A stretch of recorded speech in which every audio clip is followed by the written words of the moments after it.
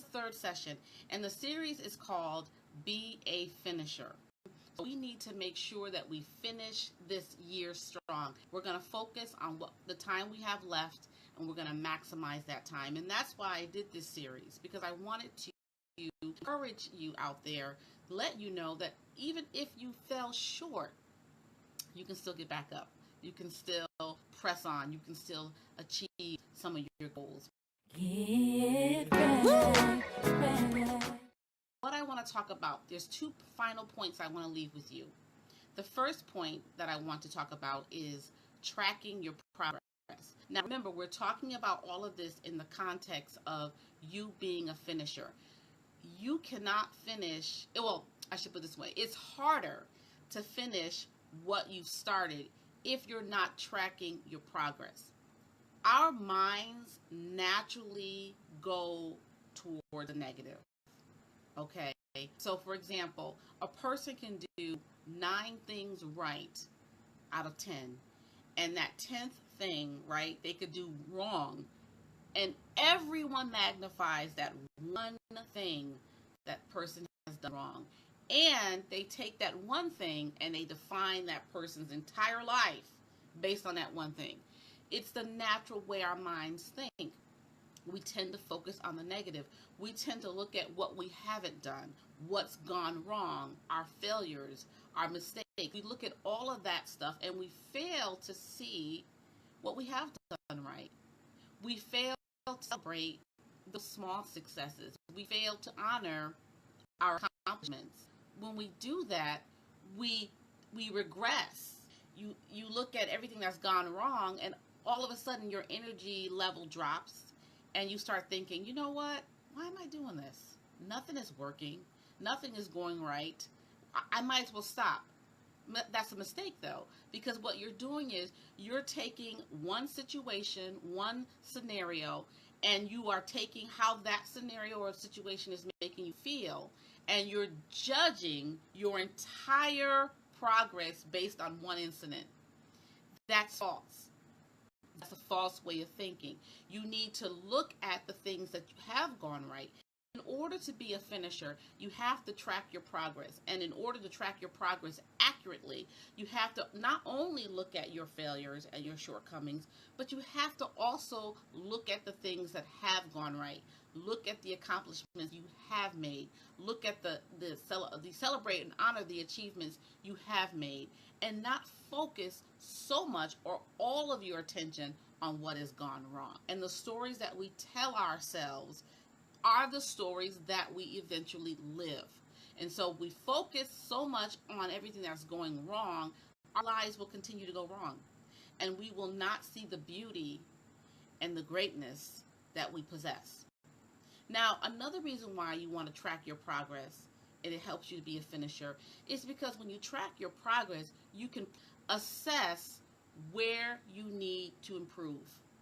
And that's a really big thing, because we should always be lifelong learners. We should never come to a place where we think we know it all. I'll talk about that a little bit later.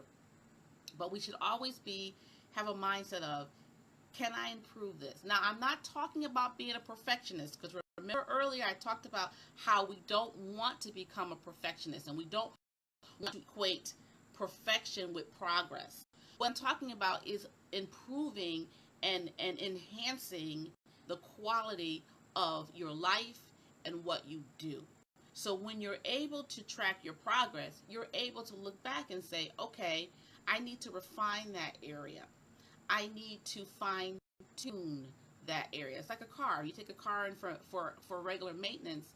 The car may be running fine now, but you want it to continue to run fine. So you stay on top of your oil changes. You look at your fluids in your car. You make sure you have transmission fluid. You make sure that there's enough air in the tires. You make sure the tires are well, have good traction. You make sure the car is properly aligned. All of these things you do, not because the car necessarily is running poorly, it's because you want to improve and enhance the performance of your car and extend the longevity of your car. So when you're tracking your progress, you want to look for ways to improve and to adapt. You want to become better. always striving to be better. Not perfect, but better. The second thing I want to talk about in being a finisher is admitting your mistakes. That's a big one. Now, I want you to stop for a second and just think about that. A lot of people don't like to admit their mistakes because they believe it shows weakness. Now, and they are ashamed of that. Now, let me just say, you cannot tell everybody everything. You have to use wisdom. Okay, people? Wisdom. You cannot tell everyone everything. But you also cannot be an island unto yourself. Let's talk a little bit about what sometimes causes us not to admit our mistakes. And this is a big one. Pride. Pride will cause us not to admit our mistakes. And pride is a very dangerous thing. Now, I'm not talking about being proud of your accomplishments, being proud of your children, being proud of your family members that have done well, or celebrating yourself, because I just talked about that. That's healthy. I'm talking about having an unrealistic self-image, or to overestimate your importance. That type of pride is dangerous because it blinds you. You can't see yourself. You can't see, first of all, you can't see if you've made a mistake, okay? And if you do see the mistake that you've made, you can't see your part in it. People who are stuck in that type of pride, they deflect a lot because it's hard for them to see that perhaps where they are is their doing and not someone else's. So pride is very dangerous. Pride actually is a thief. It robs you of your ability to learn. When you are full of pride, you don't want to learn because guess what? You think you already know. So why in the world would you want to learn anything? Or why in the world would you put yourself in a position where you could learn if you believe you already know everything? So that's a dangerous thing. And when you are a person who is in that cycle of pride, it's hard for you to finish what you started because you alienate people. You push people away. Now, I said a few weeks ago, I talked about how your friends or the people in your life are gifted to help you reach your goals. And you are gifted to help them reach their goals. We all need each other. So, if that's the case, then if you're in pride and you think you know it all and you can't learn, you are actually pushing people away. And so the very people that perhaps could help you reach your goals now don't want anything to do with you because they can't work with you. So now those goals that you're trying to finish, you end up doing it on your own. And so it's hard to reach that finish line when you're by yourself. You close off the world. You close off people that can help you. You close off counsel. The Bible talks about there's safety in a multitude of counsel. So if that's the case, then a person who is in pride, a person who has an overly high estimation of themselves will close people off. That means no one's going to want to be around them, or they're not going to want to receive from those that are around them. And that positions them in a place that's unsafe because now they're not getting any wisdom, they're not getting any foresight, they're not getting any insight outside of their own voices and their own mind, their own thoughts. So that puts them in an unsafe place. A person who is stuck in the cycle of pride cannot admit their mistakes. And admitting your mistakes is one of the traits you need to have to be a finisher. Why? Let's talk about why. Why do you need to admit your mistakes? Why? Because you want the world to know your business? No, of course not. It's because when you admit your mistakes, you're putting yourself in a position of humility. You realize that you have limitations. You accept the fact that you have limitations. And you know, and you're very aware of not only your strengths, but you are aware of your weaknesses. Okay, so let me say that again. When you admit your mistakes, you're putting yourself in a place of humility where you do not overestimate yourself. You understand your limitations. You are very aware of your strengths, and you're very aware of your weaknesses. And that means that you're okay with asking for help. If you know you can't do something, you're very clear that you can't do it, but you know you need that particular thing to be done so you can be a finisher, so that you can reach your goal, then what are you going to do?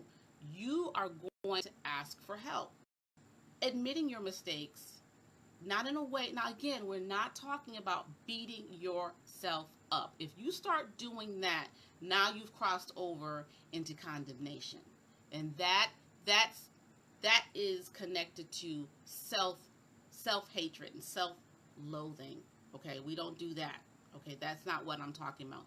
I'm talking about looking at yourself through realistic lenses and seeing yourself for all the beauty that you possess and all the areas that you need to work on, all the areas that need to be refined and perfected.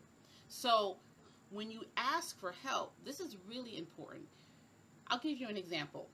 People who are going through AA or Alcohol Anonymous, one of the things that they are told is, do not be afraid to ask for help.